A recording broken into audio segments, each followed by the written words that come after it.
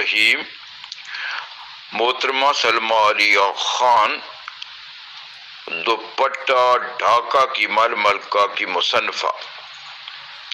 خیالات کی قوت و طاقت کا اندازہ لگایا جائے تو نازک خیال لوگ بھی اپنے عزم بالجزم سے حمالہ کو رضا رضا کر سکتے ہیں۔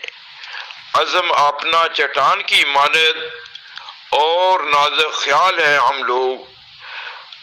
دنیا میں اتنی طاقتور اور کوئی چیز نہیں جتنا کہ خیال، اور اس کی اس وقت بہت ضرورت ہے۔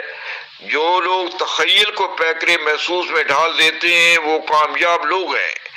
ایسے کامیاب لوگوں میں محترمہ سلمیٰ علی خان کا نام نامی اسم گرامی موجود ہے، جن کی کاوش دوپٹہ ڈھاکہ کی مل ملکہ منصہ شہود پر کتابی صورت میں شاہکار متعارف ہوا ہے۔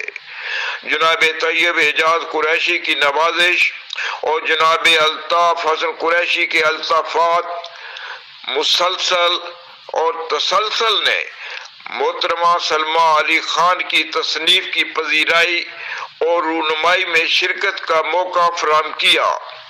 محترمہ سلمیٰ علی خان اردو ڈائجسٹ کی قاری الطاف حسن قریشی، جو سکوت ڈھاکہ کے عینی شاہد ہیں، سے وابستگی اور خیالات کی ہم آہنگی کی بنا پر سب سے پہلے اردو ڈائجسٹ کے دفتر میں جناب طیب اعجاز قریشی نے انتظامات بہت اعلیٰ سطح پر کیے اور ایک سفیر سے بھی زیادہ حفظ مراتب کا خیال ملحوظ رکھا، اور انتظامات کا حسن ماحول میں چاندنی بکھیر رہا تھا۔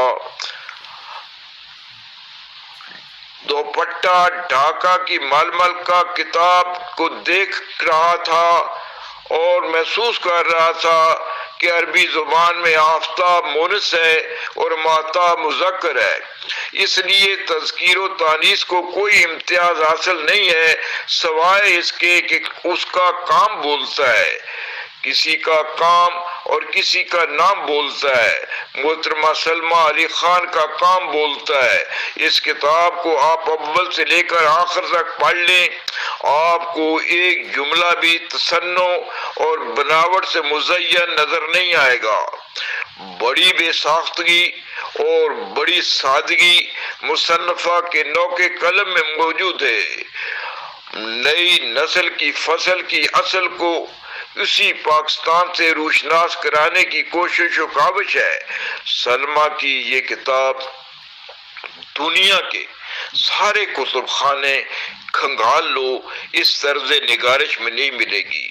سلمیٰ نے کہیں بھی کسی داستان میں کوئی رنگ آمیزی نہیں کی اور نہ داستان کو زیب و زینت سے آراستہ کیا ہے، سیدھی حلق سے نکلی ہے اور خلق تک پہنچ کر فلک تک پہنچ گئی ہے، اس لیے کہ تم آئے ہو زمانے کی راہ سے، وگرنہ سیدھا تھا راستہ دل کا۔ سلمیٰ زمانے کی راہ سے نہیں آئی، اور نہ ہی سلمیٰ نے مصوری کی ہے بلکہ فوٹوگرافری کی ہے۔ مصور افریقہ کی کالی کلوٹی خاتون کو امریکہ کی حسینہ عالم ظاہر کر سکتا ہے، مگر فوٹوگرافر ایسا نہیں کر سکتا۔ سلمیٰ کی پوری کتاب سچائی، راست بازی پر مبنی ہے اور مضبوط بنیادیں فراہم کی گئی ہیں۔ ہمارے ملک کے نامور صحافیوں کے استاد گرامی جناب الطاف حسن قریشی نے جسے سراہا ہو اور ایک ہی نشست میں پوری کتاب پڑھی ہو تو اس کے بعد کوئی گنجائش رہ جاتی ہے۔ محترمہ سلمیٰ آوان نے بالکل درست مشاورت کی ہے اور کسی ادبی تنظیم کے زیر اہتمام تقریب رونمائی نہیں ہوئی۔ اس کی تقریب رونمائی اردو ڈائجسٹ میں ہی ہونی چاہیے تھی۔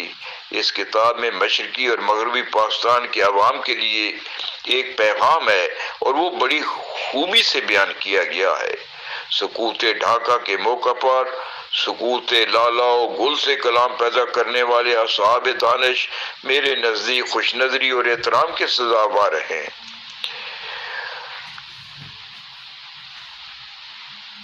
محترمہ سلمیٰ علی خان نے بنگالیوں کے غصے اور انتقامی جذبوں کی گرمی کو سرد کرنے کی بھی راہیں ہموار کی ہیں، اور وہ بنگالی جو مغربی پاکستان کے خلاف زہر اگلتے تھے اور صاف کہتے تھے کہ ہم ان کے ستم اپنی جبینوں پہ لکھیں گے، ہم پیار کے لہجے میں عداوت نہیں کرتے، سلمیٰ علی خان کی مثبت سوچ نے تبدیلی پیدا کی ہے اور معلومات کا انسائکلوپیڈیا نسل نو کو دیا ہے، اور بنگالیوں کی عداوت کو محبت، اخوت اور رواداری میں بدلا ہے، اور اس کتاب کو میں تو ارمغان ڈھاکہ کہوں گا، اور جنگ و جدل کو امن و آشتی میں بدلا ہے، اور یہ سوچ عام انسان کی نہیں ہو سکتی۔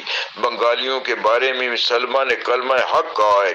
اس کتاب کو موصوفہ نے 5 ابواب پر محیط رکھا ہے، اور پہلا باب ڈھاکہ ایک نئی دنیا، دوسرا انٹرونگ طلباء، تیسرا ڈھاکہ 60 کی دہائی، چوتھا علی کا ڈھاکہ، اور 5واں باب یہ جہان عجب جہان رقم کیا ہے۔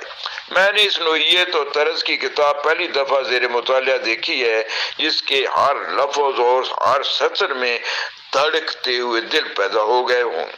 وزیر خارجہ ذوالفقار علی بھٹو سے ملاقات کا احوال دلچسپی سے خالی نہیں ہے۔ میں نے مشرقی پاکستان نہیں دیکھا، اور آج اس کتاب کے مطالعہ کے بعد میں کہہ سکتا ہوں کہ میں نے بھی کھلنا کا سفر سندر بن دیکھا ہے۔ ڈھاکہ شہر کی نواب فیملی اور 1965 کی جنگ، علی کا ڈھاکہ اور سلمیٰ کا بنگلہ دیش کا مطالعہ بھی معصوم یادوں کے چراغ روشن کر دیتا ہے۔ سلمیٰ علی خان نے جس طرح اپنے والد گرامی کی سوانح حیات لکھ کر داد وصول کی ہے، یہ کتاب دوپٹہ ڈھاکہ کی ململ کا بھی صدارتی ایوارڈ پر پورا اترتا ہے۔ یہ کتاب ہمارے تعلیمی نصاب کا حصہ اور دنیا بھر کی لائبریریوں میں موجود ہونی بہت ضروری ہے۔ مصنفہ کو 5 زبانوں پر عبور حاصل ہے۔ بنگلہ زبان میں شاعری بنگال کا جادو اثر لیے ہوئے ہے۔ میں ممنون احسان ہوں ایک بار پھر جناب طیب اعجاز قریشی کا، جنہوں نے بہت اچھا اور دلچسپ موقع فراہم کیا جس میں ہم نے سقوط ڈھاکہ کے حوالے سے بہت ساری یادوں کو تازہ کیا۔ کتاب پر جناب الطاف فضل قریشی نے بہت خوبصورت اظہار خیال کیا اور سلمیٰ علی آوان کا یہ بہت بڑا احسان قرار دیا۔ ممتاز ماہر تعلیم خاتون سلمیٰ آوان، جناب سجاد میر، ایوب خاور، دختر نیک اختر رجا طیب قریشی، پروفیسر عابدہ طلعت اور دختر قاضی سعید، حفیظ نیازی، امور خارجہ کے ماہر محمد مہدی، میڈیا کے بہت بڑے ماہر جناب فاروق تسنیم نے اس کتاب پر اظہار خیال کیا۔ قبل ازیں محترمہ سلمیٰ علی خان نے سیر حاصل گفتگو میں معلومات فراہم کر دی تھیں۔ سلمیٰ علی خان نے کتاب کا انتساب اپنی والدہ مرحومہ کے نام کیا ہے۔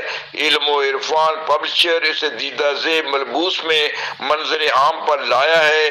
مصنفہ قومی سلامتی سے محبت کرتی ہے اور اس خاتون نے اپنی طالب علمی کے زمانے سے لے کر اب تک اس چمن میں محبت، اخوت اور رواداری کی باد بہاری چلائی ہے، اور محبت ایک ایسے مذہب کا نام ہے جو انسان کو انسان سے پیار کرنا سکھاتا ہے۔ سلمیٰ علی خان نے نسل نو کو بہترین تحفہ کتاب کی صورت میں دیا ہے۔ دنیا میں صرف ایک چیز ایسی ہے جو ہر حال میں انسان کے لیے مناسب ہے، اور وہ ہے اچھی کتاب جو بچپن، جوانی، بڑھاپے، خوشی اور غم میں ہر وقت فیض رساں ہے۔ اور آج کی علمی اور فکری نشست میں سارے احباب فیض رساں تھے جن سے مل کر قلب و روح منور ہو گئے اور گمان سے نکل کر یقین کی وادی میں رقصاں ہیں، فرحاں ہیں اور شاداں ہیں۔ یہ کون لوگ اندھیروں کی بات کرتے ہیں، ابھی چاند تیری یاد کے ڈھلے بھی نہیں۔ فرحان یوسف کیمرہ مین کے ساتھ منشا قاضی، حسب منشا، یوٹیوب، لاہور۔